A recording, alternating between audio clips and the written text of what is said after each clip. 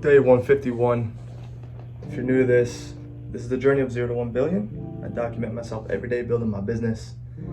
Business models, LBOs. So we're buying businesses using leverage. And it gets deeper than that, but just to make it simple, right? Guys, today I want to talk about a few things, and I'm gonna take the camera mobile, but before I do that, this is the counter today. We're at 20. I think it's inverted for you. So we were at 11. Today we're at 20. And that's off of, I think, somewhere between 70 to 80 dials for today. Today was my off day. It's a Monday. Ali Hero, OG to the channel, he was asking me if I moved because I had different setups. So let's go mobile here for a second. Show y'all my room. So that's my bed. This was my original desk before QLA. I got a standing desk. I put it over here. I don't know why I got a second one, but I just wanted another desk. I didn't really like that one. And then bathroom. Let me show y'all something cool. So these are some of the posters I used to have on my wall. And this is what it looks like now. See how things just kind of change a little bit. Okay, so here's something else I want to illustrate and show y'all. My email marketing campaign. Let's take a look at that. Okay, so this was today's results. I sent out 270 emails, 14% open rate, and then one person replied.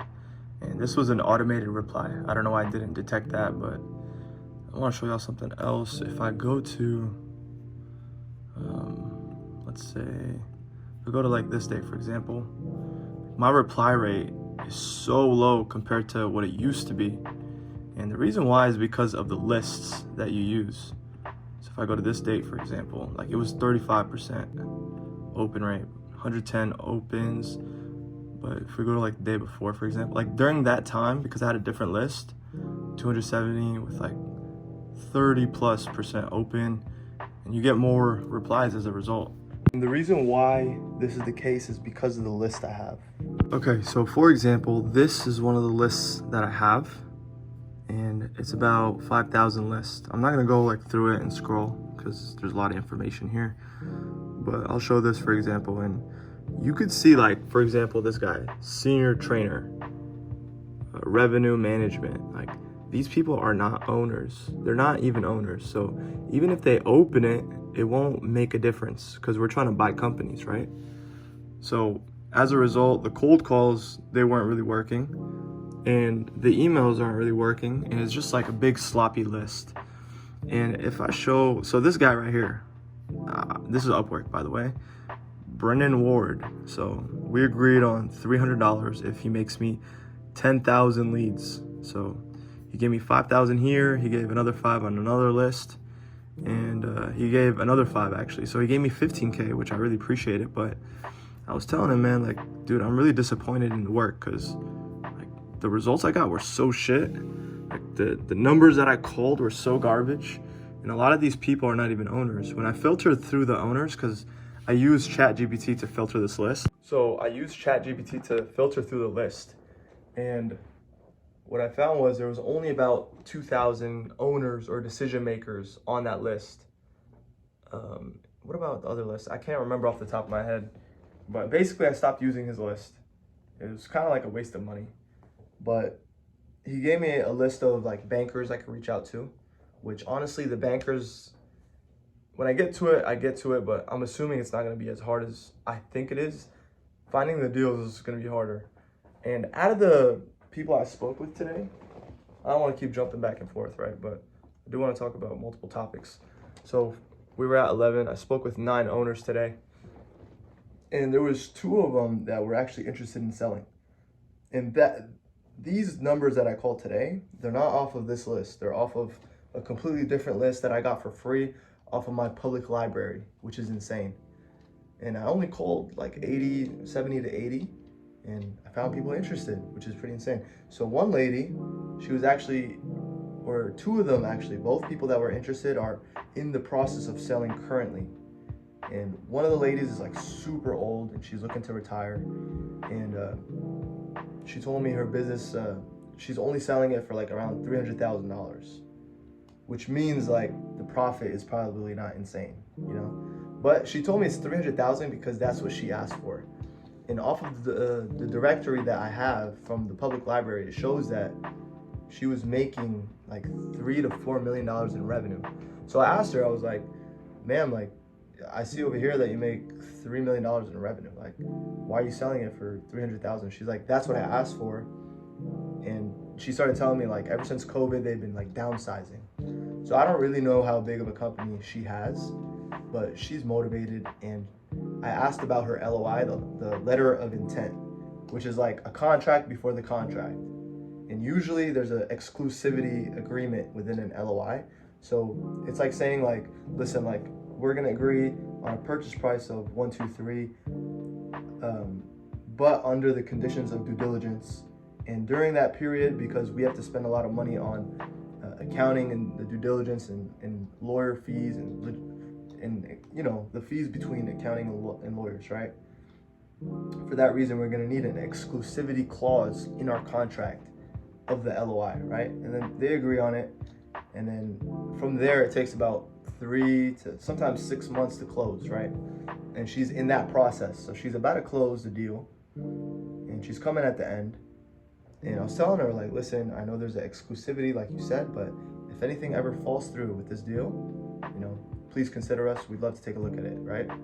She's like, okay, she's a very nice lady. The second deal, now, the second one is more interesting. The lady told me they make over $1 million a year in revenue. And she's the sole owner. She's the only owner. And the thing is about the second lady is that her business is in my city. Like, I could visit it. Like, she was like, oh, like she even said like, oh, so like you'd meet for a lunch? And if you follow QLA, you know, like, listen, you don't meet these people for lunch unless it's like serious and you know it's a deal. But shit, if she's in my city and I don't got motion like that, then let's do it, right? And once she said that, she seemed like so intrigued. Like, she was very like short-winded with me the whole time. And when she heard that, she got like all like fuzzy with me. And we talked a little bit, about like 10 minutes, and she was telling me how she's only interested in buyers who are willing to put up a retainer fee, not like a fee in escrow, because she had some buyers in the past that would back out last minute. That happens a lot in this game. Like, people back out. That's why I was telling the lady, like, if they back out after the LOI signing, you know, please consider us, right? And I think what I'm gonna tell her, because if I'm gonna sign an LOI, I'm gonna put a breakup fee within that transaction. So I'm not gonna ask the owners to put up money up front in like escrow, but I'm gonna ask them to sign a breakup fee. Because if I'm gonna spend money on accounting and legal fees, right, to understand the numbers and contracts and things of that nature, and then you back out and I have to pay for these fees, I have to be responsible for it, and you have to pay me as well, because we agreed on it. And you just want, like, some people get cold feet and they just want to leave, you know what I mean? But yeah, that's interesting. I spoke with a couple other owners that were like kind of in between. But the thing is about this new list that I got for free from the public library is that it only gave me numbers of companies, not like the number of owners, like the direct phone number to the owner. I don't have that. And I went back to the public library today and I was trying to figure out how I could have both, like the company phone number and then the direct phone number. And you have to, like, it's a very manual process to do that. You can't necessarily have a bulk list with personal numbers. It's a lot harder. So I don't know, I couldn't figure it out. I emailed the directory company like a couple days ago. Last time I was in the library, it was a couple days ago, and I was like, I heard there's a way to get like direct phone numbers or personal addresses for company owners. Like, how do I do that? And they told me how. I checked it today, but it's manual, right? Anyways, another thing, I've been looking for salespeople to help me with this journey, find deals. And before I even mention that, by the way, the new list that I have is 16,000 leads. These are all qualified leads that are like big enough companies that we could acquire for what we're trying to build within the USA, right?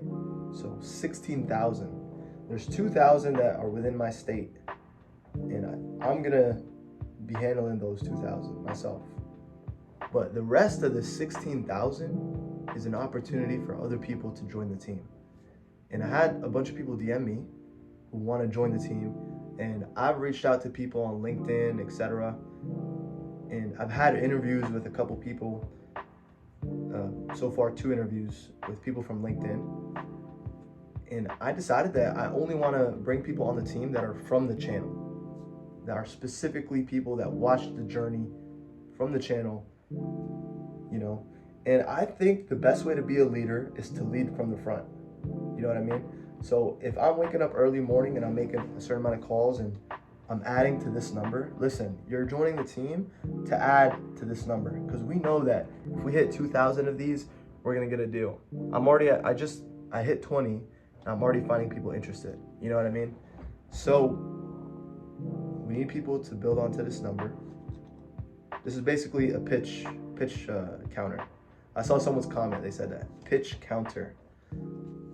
So I need to work on the contract for whoever's gonna come on. It's gonna be an NDA, non-compete, standard stuff, man. Because if you're not willing to sign those to come on as a salesperson, then it shows your intentions, like you're just trying to compete. You know what I mean? I sign NDAs and non-competes in all the sales jobs I've ever been to so far, so it's pretty standard. Okay, and another big thing from today was mailing. So I need to send out a bunch of letters to find these deals. And I wasn't necessarily confident enough to send out the letters to the new list that I got from the library unless I cold called and tested that list myself. And now that I know, like, it's a solid list, and it's mostly solid, you know, it's a numbers game at the end of the day, I need to pull the trigger on it. And I'm not gonna lie, I'm a bit pulled back from the fact that I don't want to spend all that insane money. Let me show y'all the website that I'm talking about. So this is the website for direct mail, and I did a lot of research, and for some reason this website was really hard to find. I used to use it a long time ago for real estate. My bad, my brother was knocking on the door. But these are postcards, and they're basically not in an envelope, so it shows the message at the front, like everyone could see what you're trying to tell them. So I would want to go for more confidential information. So it says 64 cents, but usually, like, if you want something that's actually pretty good, they're about $1. And let me show you one of the ones I like to use. So this one's kind of interesting, this one as well, because from the window it shows like there's money in there and there's a check. This one just shows a check, right? So they'll be interested enough to open it, and then they might get mad, but they'll at least read it. So these are also other good ones.